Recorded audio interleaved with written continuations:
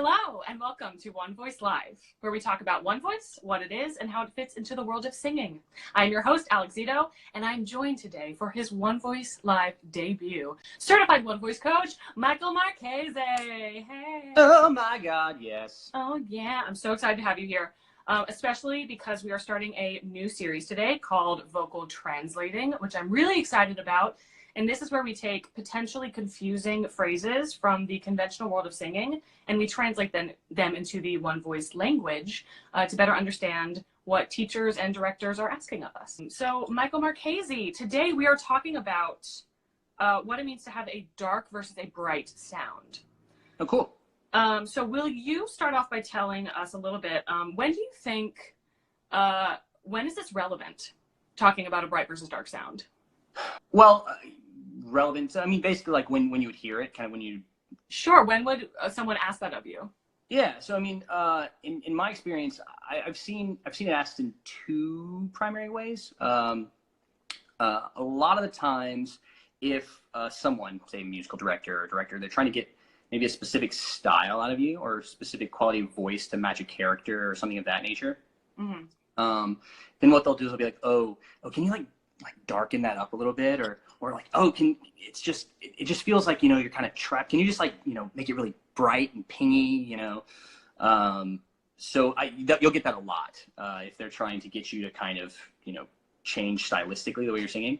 The other way that I've seen it, and this is less common, but sometimes when in a master class, or if, you know, a vocal teacher's trying to, you know, help someone kind of improve or get better, and they notice that the person kind of has a overly, you know, emphasized way, like an overly bright sound or an overly dark sound, then what they'll try and do is they'll be like, hey, maybe if you darken that up, in an attempt to try and get them to release that just excess tension that they're doing by being like so hyper bright or hyper dark.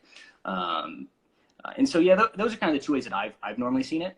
So bright or dark, as we've talked about before, One Voice is all about having a really specific language. What is the risk of using these specific terms to try and get a different sound out of someone? I mean, realistically, you're taking these adjectives and describing sound with them, and they're not really associated to sound, not at least not in a precise or intuitive way, right? So, I mean, if you take something like, take dark, for instance, it literally means absence of light, or in some cases like a tragic or like unpleasant mood, right? So if you try to take those definitions and then map them onto sound, you get like a sound with no light. Or like a tragically depressed sound. Yeah. In the dump sound. And of course, that's just absolute gibberish. It doesn't mean anything. And because it doesn't mean anything, it ends up meaning a lot of different things to different people. So, for instance, right, if I ask someone, I'm like, hey, who's someone that has a dark quality or like a rich quality of their sound, right?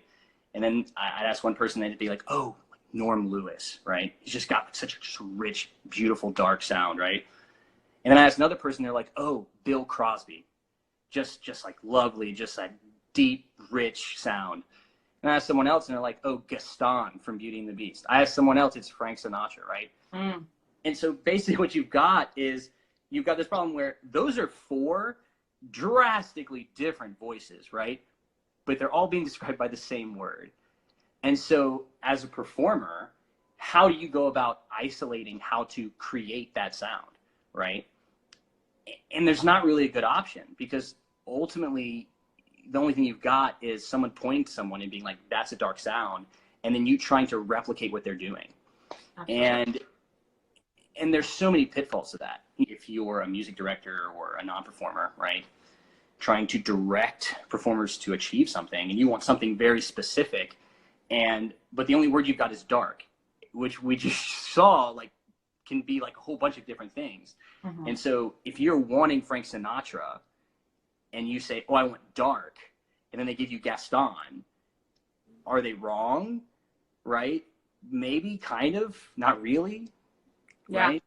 So how do you communicate and on a level playing field and tell these people what you want, and then they can understand what you're saying, and ultimately you can't with a word like dark or bright or pingy or something like that.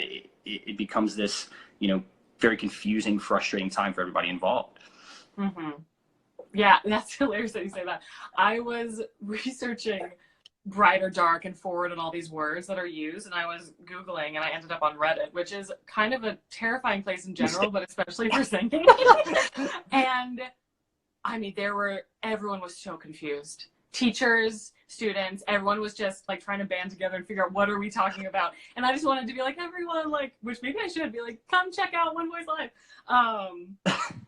But it is such a confusing concept. Even though we all kind of understand like dark is in this direction and light is in this direction, or bright is in this direction, the nuances is and how to make it. That's where it gets really confusing, how to make those different sounds. Right. Great. You went off. That was excellent. So can we talk a little bit about what does it mean in our world? Yeah, I guess. If we have to. If we have to. I mean, so for me, I don't know if you might think differently, but from my experience with talking with Michael and other coaches and working with students, dark brightness, that kind of spectrum, comes down to two major components. You've basically got the height of the larynx, right? The little voice box down here. And then the openness or lack thereof, lack of openness in your vocal tract. And will you explain what your vocal tract is? Yeah. So basically, your vocal tract is the space through which the sound is traveling from the neck up. Mm-hmm. Okay, so let's zoom in. How do you use your vocal tract and or your larynx to create these bright or dark sounds? Right. So, so it's actually pretty one-to-one, luckily. So, you can do one or the other or both to get varying levels. But so when you look at larynx height, right, you're talking about basically where I'm placing this, right? So if I go lower with my larynx height, I'm going to get a quote-unquote richer, darker sound, right? Mm-hmm. If I go higher with the height of my vocal tract and I place it higher, then I'll get that more bright, pingy, sometimes nasally sound is sometimes a way that they'll describe it as well. And then if you look at openness of your vocal tract, right? So mostly what we're talking about when it comes to dark or light, we're talking about basically the space in the back of your throat, right? So if you think of, if I go ah, right, just ah, and then instead of letting go of the ah in the back of my throat, if I hold that, right, ah, as you'll see, I just suddenly got darker toned, right, richer toned. Mm-hmm. Then the other thing, if I go like E, and then I just maintain that E in the back of my throat the entire time. If you see, I got a little nasally or nasally sounding, mm-hmm. right? Not really nasally, but people describe that. Or bright, right? And as we mentioned before, I didn't change pitch at all, but it kind of sounds like it does, right? So a good example of this is like, so if you think of SpongeBob and Patrick, I hope everyone knows them. I know. So, I always worry. I'm like, are you too young? Yes. But if you look at them, it's a cartoon for those who don't know. And Patrick talks like this, right? And SpongeBob talks like this. And most people would say, if I was like, hey, who's speaking at a higher pitch, right? Most people would say SpongeBob, but it's actually wrong. Patrick actually speaks higher, but because he has a more open vocal tract, he's got a lowered larynx, it sounds deeper in pitch, but it's actually not, right? So so it really has nothing to do with pitch at all, that darkness or deepness. So it's not like basses and baritones have a deep, rich voice, and then tenors and sopranos have a bright, pingy voice. That's just not how it works at all. I don't know if I demonstrated the larynx height thing, but for instance, if I wanted to get a deeper sound by lowering my larynx, then I would lower my larynx like this. And as you can see, I can still do this and then have a smaller vocal tract. So it kind of has a weird kind of cross. But then if I open the back of my throat and lower my larynx, then it gets that really deep, I'm going to marry that girl, Gaston sort of quality of voice. And then of course the opposite is true when you're looking at bright and pingy. Yeah, So can yeah, we hear what it sounds like to do a raised larynx? yeah. I'm not as good at this. Let's see if we can do it. Put you on the spot. Hey Patrick. Hey Patrick, what you doing? That's awesome. You sound like you just sucked helium from a balloon. Yeah, kind of. Okay, can we do a scenario? You're singing in a rehearsal. Okay. You are one voicer. I am your director, Okay. your music director, if you will. I'm not a one voicer, so I'm going to use conventional terms. What song would you like to sing today? Something I've been working on a little bit. Let's do Out There from Hunchback of Notre Dame. Awesome. So let's say your default right now, your choice is to make a shorter vocal track sound, and I'm going to direct you from there. Awesome. So let's see. And just to keep on the same thing, I'm actually going to keep on the same pitch. I'm going to hit it on the piano so everyone, I know y'all don't believe me, but I'm going to prove to you that has nothing to do with pitch. So I'm just going to start on this. We'll take it easy. We'll do the E flat is where I'll start. Out there strolling by the Seine, taste the morning out there. Excellent, Michael. Wonderful, wonderful. I love your interpretation. I'm wondering, could we just get a little darker of a sound from you? It's sounding a little pingy, a little nasally. Okay. Do we want like really dark or like halfway dark? Let's just do a few notches darker, whatever that means to you. Okay. Out there strolling by the Seine, taste the morning out there. Wonderful. Oh, I like that. Just out of curiosity, what does your super dark sound like? Okay. All right. Let's try. Out there strolling by the Seine, taste the morning out there. Great. Excellent. Okay, cool. And scene. And scene.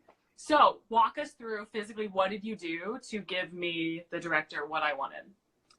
Yeah, so at the beginning, I'm one voicer, and my initial choice was to have a quote-unquote bright, pingy sort of sound. So what I did was I did a little bit of a combination of raising my larynx up and trying to maintain that relatively, right? Because it'll kind of move a little bit, but I'm relatively trying to keep my larynx up, and I'm trying to keep my vocal tract relatively small. So I'm doing something like an ooh or an E. In this case, I normally kind of go towards an E because that just feels more natural to me. So for this one, I just went ahead with that. Then for the one in the middle, where I went a few tones darker, I actually just went to neutral, right? So I neutralized my larynx. I didn't try and raise or lower it. I tried to maintain the same position. And then I just try to maintain a neutral track as if I was speaking, right? And then finally, what I did for the ultra dark, I guess we'll say, is I did another combination of lowering my larynx and then also opening up the back of my vocal tract into a more of an vocal tract shape in the back. Cool. Awesome. Stylistically, it probably would be, in my opinion, tell me what you think, more of the neutral vocal tract, the middle choice. What do you think for that show? Yeah. I mean, you definitely give it shades of neutral, but ultimately, I think you're going to want to stick around the neutral because it's more of it's not quite classical musical theater, but it's not like pop rock, right? So it's kind of in that middle zone, and so a lot of the times when people are listening to that sort of music, they're kind of expecting something around there. So unless you're making like a very specific character choice for comedy effect or some other reason, it's definitely a safer bet that's going to be something that everyone's going to accept more when you're singing this type of song. So Totally. Cool. I love that. Okay, so last thing I want to do is really touch on each of the terms because we dealt mostly with dark and bright to start, but there are so many of these terms that people throw out when what they really want is a vocal tract shape change. Right. So tell me if I'm missing any. For a larger vocal tract, I have round, rich, right. deep, full. I think that's all I have. And then dark. And dark, of course. Our very favorite. Yes. Are there any that I'm missing there? Sometimes soulful. Sorry. Soulful or powerful, right? Interesting. Yeah. Yeah. Those cover most of them. I mean, the problem with this stuff is that you'll get someone that'll be like, like they'll just come up with some word and then they'll start describing it as that because they think it sounds better than dark or rich or whatever it is, which is of course the problem, right? Because they'll be like, just make it really shiny, and you're like, right. Just want it to be dull, just really ugly, dull sound. Yeah. What? Totally. And on the other hand, a shorter vocal tract, I have focused, pingy, twang, or putting it in your nose and mask, forward or nasally. And I've also heard pointed. Interesting. It kind of depresses me when you list them out, but there's like 10 of them. I'm just like, how does anyone get anything done? Like, how does anyone know what anyone means? So. I know, but listening to these teachers, they know. Like when I was on Reddit, they straight up were like, these terms are not intuitive and they're really confusing. And one teacher even said, you have to create your own language with your student, which I thought was really cool. They are just as frustrated. It sucks to say, make it a shiny sound because it doesn't relate to sound. Right. And it's ultimately pointing towards an outcome, right? As opposed to how does that sound get made? Absolutely. You're kind of like working backwards, and it's very hard because it's not like you can just like grab the sound of the air and be like, ooh, yes, that's a raised larynx. It's just kind of an ineffective way of describing it to someone that has no idea how to make that sound already. I think to sum up and recap, if you hear these sounds, people, or if you hear these words, excuse me, dark, bright, focused, pingy, deep, any of these vague terms that we've mentioned today, I think 9 times out of 10, it's going to be about your vocal tract shaping. So try and lean towards the one that you think they're asking for. And don't be afraid to ask questions also. If they say, I would really love a darker sound, say, okay, great. Can you give me a singer example? Or what am I doing now that isn't giving you what I want? Be a detective and figure out how can I, with my one voice knowledge, make the adjustments to give you what you want. That's so huge, actually, because I have found so many people, because I've sat behind the table of auditions a few times, and there's so many people that are so afraid to ask questions. Like, they're so afraid that it's going to be like, oh, they're not going to like me. I can't ask a question. I just have to know. And it's like, no, they know. They know that sometimes they say things that don't make a lot of sense. So if you have the forethought to be like, okay, I don't understand what you mean, and I want to make sure I can give you what you want. So can you just clarify that for me, right, in some way? They love that most of the time, because instead of being like, oh, God, what is this person doing? That's not what I asked for, right? They at least know that you're smart enough to know that, hey, I want to know exactly what you're talking about, right? And honestly, Marchese, like, that's a life lesson. Like, ask when you're confused. Yeah. Like, clarify. Just in general, I feel like we're all trying to pretend like we know what's going on, and none of us do. So just in life and in singing, clarify, I say. Okay, so on to the question segment of our show. We had a question from Saul on Instagram, and he asked, are vowel modifications necessary or just a style choice? Which I love this question so much. Yeah. Love it. So a little bit of background about me. Pre One Voice, I was someone who, no matter how hard I tried, I could not belt on an E or an oo or an I. Any small vocal tract vowel, as I now know what those are, could not sustain a heavy weight. And I thought I would hear other people do it, and it was just an absolute mystery. They were magic. They were doing something I didn't know. They had the secret, and I wanted it. Fast forward, One Voice is in my life, and we have a theory called creation versus shaping, which talks about how the shaping of your vocal tract theoretically has nothing to do with the creation of sound, meaning pitch or weight down here.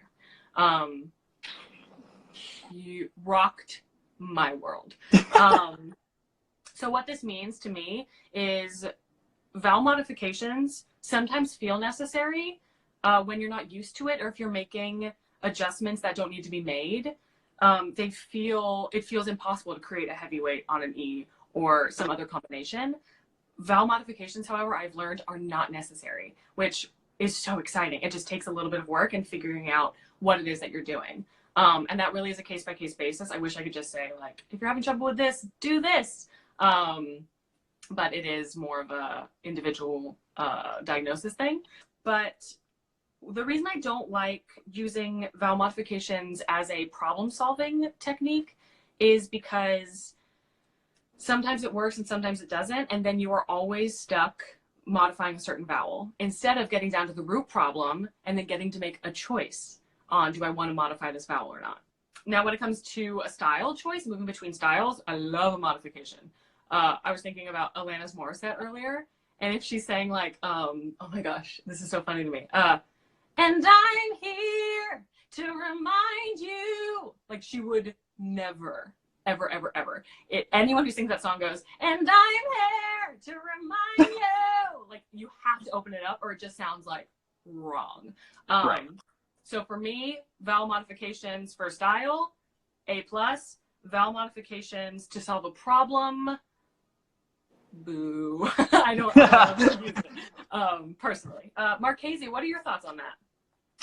Yeah, I'm really on the same page. I think I do know that if you're trying to get a quick fix, sometimes vowel modifications can be successful, but the problem is it doesn't help you really achieve the flexibility that you want, right? Because it feels like you're cheating, right?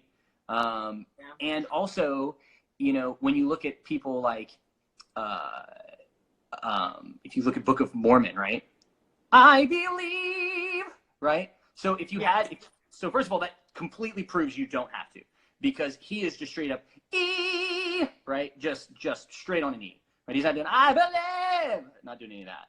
So, and then you want to do that, right? And you're just like, I believe, and you're just like, gosh, why can't I? God, he just sounds so awesome when he does it.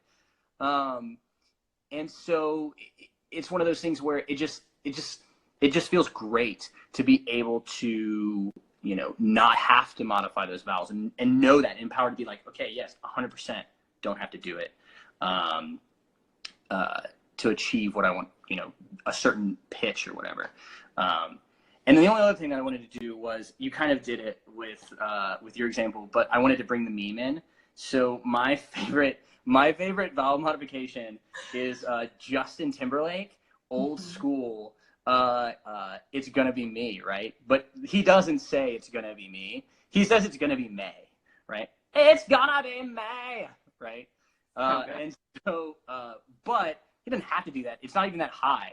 He just does it because he's, you know, a stylistic genius. But he he knew it was gonna be a meme back in the 90s or the 80s, or when did he sing that? I think it was early 2000s. No, maybe 90s. Was it? Was it that late? Maybe I'm wrong. Don't quote me. It's either 90s or early 2000s. Okay. Because it was around Britney and... Yes. Because he was dating. Yes, he was. Yeah. In the jean suits. Yeah. You know the picture. You know the one. But yeah, yes. Excellent example. It's gonna be May. Like, so... He didn't need to. That's so low. That's, I think, probably like chest or low middle coordination. And he opens it to a May. It's great. Yeah. And now he will never just forget because it. He's just like, let's do it. Let's mess with him. Yeah. Okay, awesome. Any last thoughts about vowel modifications for Saul? No, I mean, you did a really good job of explaining it, and we definitely picked the choicest of examples. So, I think that pretty much covers it. Definitely not necessary, and yeah, you got it, dude. You can achieve whatever you want to achieve on whatever vowel shape you want. Promise. Heck yes, absolutely. Saul, thank you so much for this question. Absolutely great topic. The rest of you, be like Saul. Give us your questions at www.questions.singonevoice.com or just submit them to our Instagram right here if that's easier for you. So next week, another vocal translating and another One Voice Live debut. I'll be joined by Natalie Rankin, certified One Voice Oh, coach. yes. Oh, It's going to be awesome. great. Yes. And we are talking about, we are translating what it means, mixed voice versus belting. So, yes. Oh, that'll be cool. Right. It's going to be a real fun one. I'm very excited. Same time, same place next week. Instagram, Wednesday at 6:30 p.m. CT. And we will see you guys there. Marchese, thank you so much. Oh my gosh, thank you. This was so much fun. So much fun. How did he kill it on his debut? Are you kidding me? This was awesome. We will see you next time. See you next time, guys. Thanks for watching.